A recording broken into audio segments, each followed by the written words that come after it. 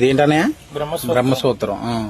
ఈయన పేరు ఉమా కుబేరలింగేశ్వర స్వామి. ఉమా కుబేరలింగేశ్వర స్వామి. ఓకే. బ్రహ్మసూత్రం ఉన్నది ప్రత్యేకమైన శివలింగమా? దాని ప్రాముఖ్యత ఏంటి?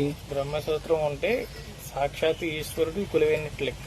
బ్రహ్మసూత్రం శివలింగాలకి ఈ విధంగా ఉండదు, కొన్ని శివలింగాలకి మాత్రమే కొన్ని శివలింగాలు మాత్రం ఇలాగా బ్రహ్మసూత్రం ఉంటుంది. చాలా ప్రత్యేకమైన శివలింగం అన్నమాట.